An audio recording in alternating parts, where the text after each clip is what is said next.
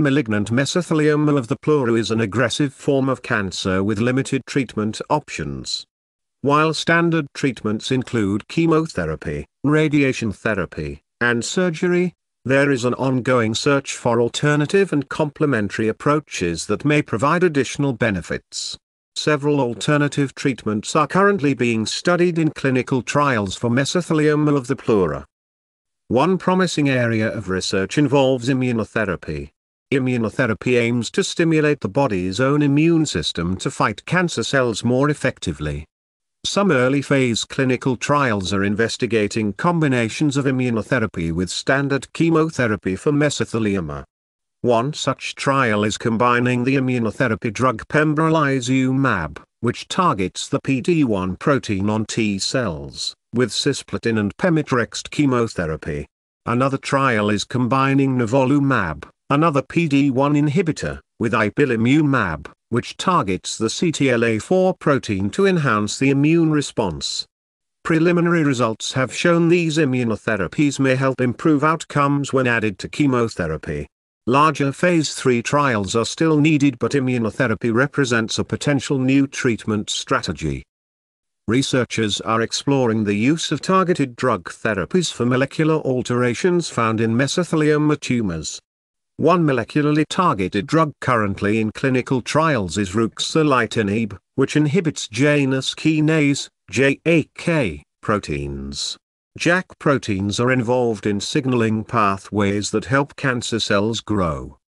A phase 2 trial found ruxolitinib helped control the disease and improve symptoms for some patients when used alone or combined with chemotherapy. Further trials are ongoing to confirm these early promising findings. Another potential target is dysregulated MAP/ERK signaling in mesothelioma cells. The MEK inhibitor traminib is being studied alone and in combination with other therapies to determine if it can slow tumor growth through this pathway.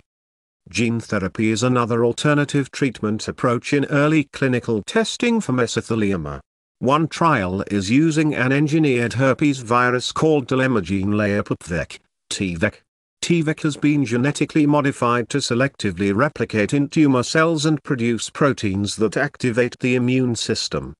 When injected directly into pleural tumor masses, TVEC aims to induce an anti-tumor immune response. Preliminary data from a phase 1 trial found it was well tolerated and extended survival for some patients. Larger phase 2 trials are needed, but gene therapy holds promise as a localized therapy. Researchers are also investigating using genetically modified T cells or natural killer cells that are programmed to find and destroy mesothelioma cells as a type of cellular immunotherapy. Hypothermic intraperitoneal chemotherapy, or HIPEC, is another locoregional therapy being explored. HIPEC delivers high doses of heated chemotherapy directly into the abdominal cavity after tumor debulking surgery. The heat aims to enhance penetration and exposure of any remaining microscopic tumor cells to the drugs. Several European centers have reported extended survival times, especially for patients with limited peritoneal carcinomatosis, compared to standard chemotherapy alone. However, more data is still required from larger prospective randomized trials to fully validate the risks and benefits of this invasive approach. Complementary approaches like vitamin C therapy, heat shock protein peptides, and traditional Chinese medicines are also being carefully studied in early-phase clinical trials. For example, one trial is administering high-dose intravenous vitamin C along with gemcitabine, cisplatin chemotherapy to see if this antioxidant enhances treatment effectiveness and reduces toxicity. Herbal medicines like quail extract, which may suppress tumor growth and enhance the immune system, are being tested in China for safety and efficacy. While more research is clearly warranted, complementary therapies offer possible improvements to standard care when used judiciously as adjuncts rather than replacements.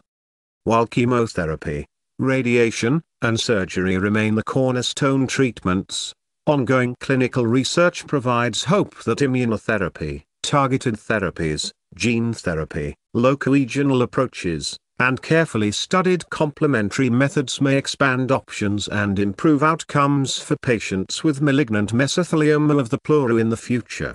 Many trials are still in early phases, but continued investigation of alternatives holds promise for achieving longer remissions and potentially cures for this devastating cancer. Larger, well-designed trials will be crucial to ultimately define which experimental strategies offer true clinical benefit.